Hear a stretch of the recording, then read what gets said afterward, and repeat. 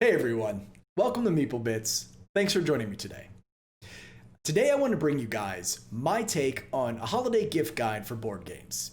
I'm going to address all the different types of games for experienced players, new players that are just beginning out in the hobby, average players, and then of course the ones that are going to be more open for everyone, more in the kind of breadth of a party game.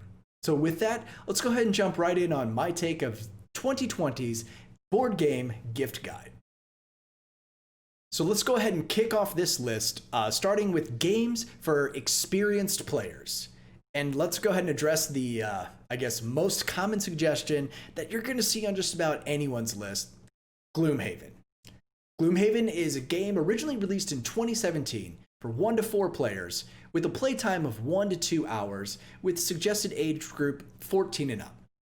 Gloomhaven is a fantasy dungeon crawler where you can navigate your units across a tile-based map, defeating enemies and collecting the loot along the way.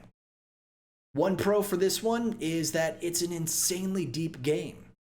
Probably the biggest con that I can think of to buy this one though is that it is insanely expensive.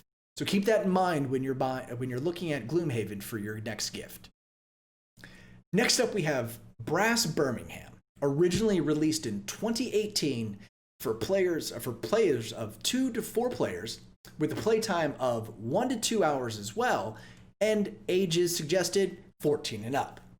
Brass Birmingham is an economic strategy game sequel to the original game of Brass and its reprint Brass Lancashire. In Brass, you're going to develop, build, and establish your industries and networks during the Industrial Revolution circa 1770 to 1870. Probably my biggest pro for buying this game is the randomness of the cards that you're going to have in your hand at any time really add to the replayability of this game. Probably the biggest con that I can think of, though, is that there's a your network mechanism or mechanic to the game, and that can be a little tricky to fully grasp. So just keep that in mind when you're thinking about the players that might enjoy this game. Next up in the experienced gamers category is Mechs vs. Minions. Originally released in 2016 for 2 to 4 players, also with a playtime of 1 to 2 hours. Suggested ages 14 and up. Mechs is a co-op campaign game set in the world of Runeterra, where players join forces together, pilot their newly crafted mechs against an army of minions. There's 10 missions in total in this game, so each mission will take at least an hour to do. So there's a lot of depth and a lot happening for this one. My biggest pro for purchasing this game, the miniatures are gorgeous. The 4 main ones do come pre-painted, and then there's 100 minions that you can paint on your own if you so desire.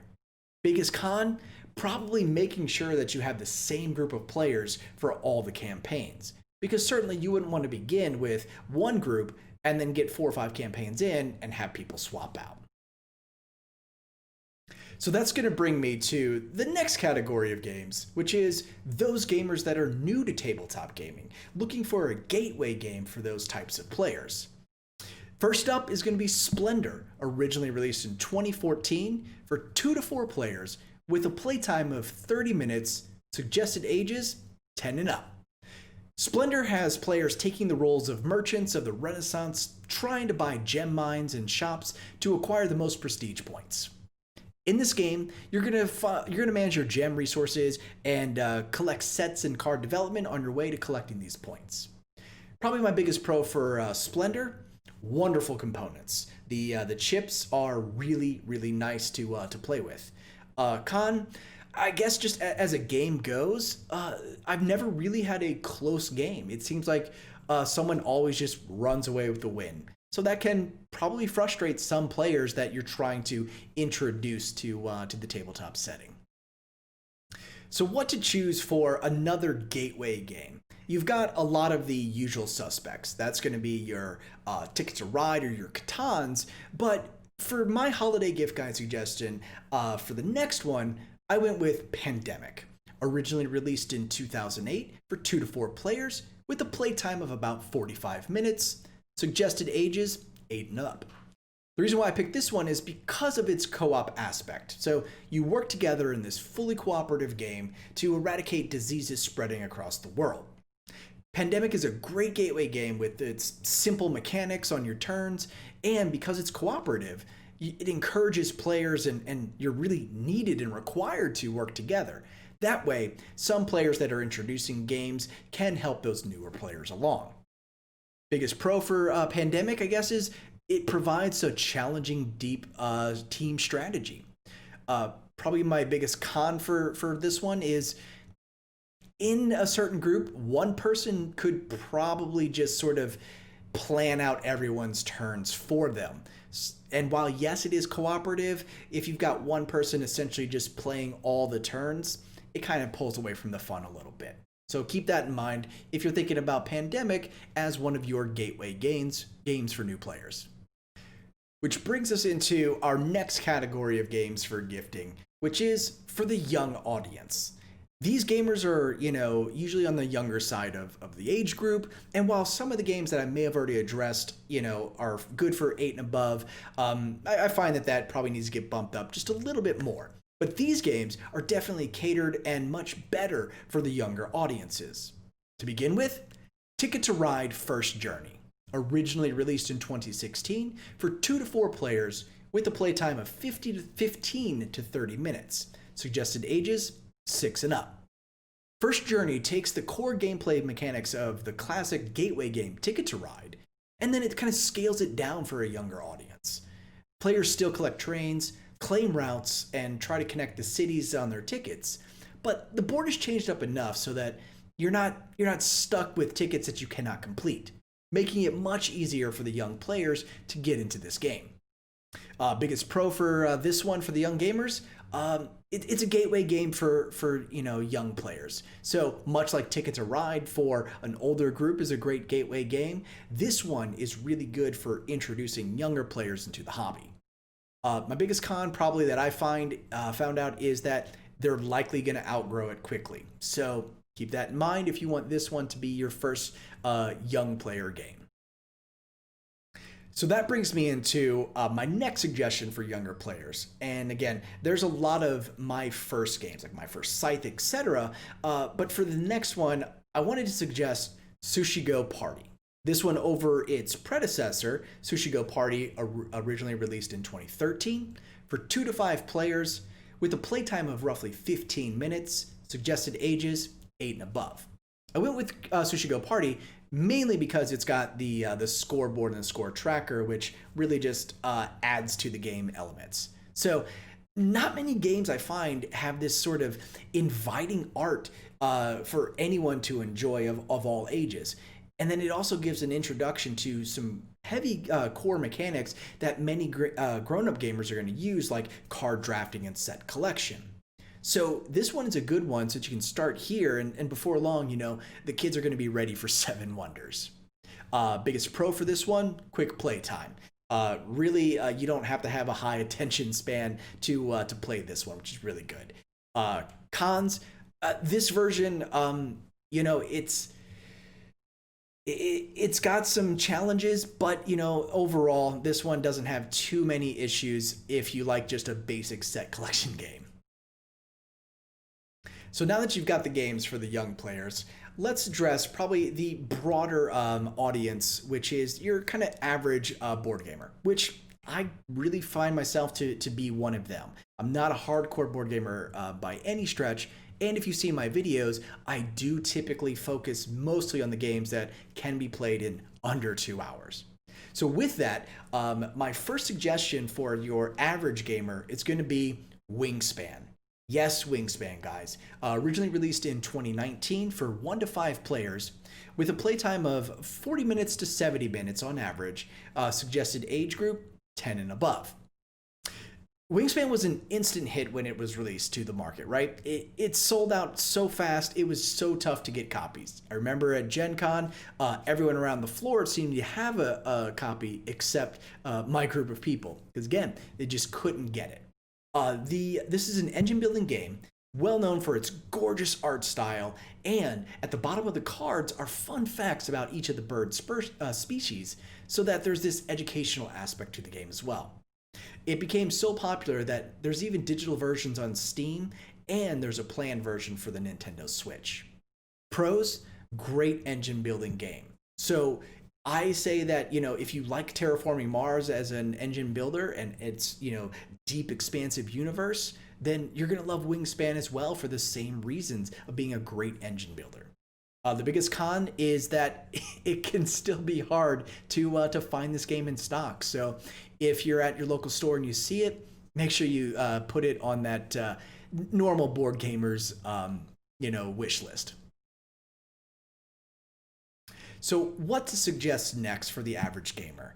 There are just way too many games on the BGG top list to really go through and pinpoint any one. But one game that I was introduced to this year, yes, late I know, that I wanted to suggest was Azul. Originally released in 2017 for 2 to 4 players with a playtime of 30 to 45 minutes, suggested ages 8 and above. Azul is a tile drafting game that's going to task players with embellishing the walls of a king's palace. So you're going to draw out these colored tiles and score points based on how you have them placed on your board, your tableau, and how you decorate the palace with them, earning extra points for certain sets and certain patterns. To add to the strategy, what tiles one player picks is going to directly affect what other players can take. Biggest pro? Easy to play with a deep challenge to win. Biggest con is that, at least for me, I find that scoring might take some getting used to for all players to kind of plan out their strategy. So that's going to bring me to the last segment of this gift guide or holiday gift video. The party games. Games that are going to be good for people that don't play board games often unless they're usually with a much larger group and something that everyone can get into. So I'm going to just suggest right from the get, probably your usual suspect that you've probably heard of before, Codenames. Originally released in 2015 for 2 to 8 players with a playtime of about 15 minutes, suggested ages 10 and up. There are many, many, many variants to Codenames already, from Duet to Marvel to Disney's to, anything you can think of. There's probably a version of Codenames for you. Codenames has been around for a bit, as you know, but it's still just as good. So the base game, while many party games are going to rely on trivia or silliness to function, where Codenames has really been a clever alternative, it adds some strategy to the night. A player is going to give a single word clue. They're going to guide their teammates towards a particular cards laid out for everyone to see. No hints beyond that single word, and then you get to watch the teams collaborate, try to figure out the words, which can be both hilarious and frustrating. Biggest pro for Codenames to get for anyone who wants to play some board games is that anyone can play. The biggest con is that the end game is not really much of an event. You eventually just guess the last word and game over. On to the next. So you may or may not be okay with that. And lastly, for this entire list and for the party games in general, I'm going to suggest One Night Ultimate Werewolf. Originally released in 2014 for 3 to 10 players with a playtime of about 10 minutes. You can really set that to your preferences. Suggested ages 8 and up. This is a quick version of its big brother game, Werewolf, which kind of makes murder a competitive sport. As with all social deduction games, the fun's going to lie in making decisions based on the facts available or just kind of your gut feeling on someone around the table. And of course, if you can manage to cast suspicion to throw others under the bus, all the better. And, with the popularity of Among Us today, this is a wonderful game to play in real life so that, if you like those, sussing people out or just casting sus on others, this is definitely going to be one that you want to add to a game that anyone can play. Biggest pro for me, incredible companion app to streamline the setup and the gameplay. Walks you through the entire process. So good, so good. The con is that it plays so fast that it can sometimes remove a little bit of the paranoia factor that other social deduction party games might bring to the table. So that does it, guys. This is MapleBits' first take at a holiday gift guide. I hope you guys have enjoyed the video. If you have any questions about any of the games that I suggested here, feel free to leave a comment down below. If you've enjoyed the video, feel free to leave a like and subscribe. I definitely appreciate the support. I hope everyone has a great rest of the year. I hope all the holidays are amazing for you guys as well. And until next time, thanks so much for watching.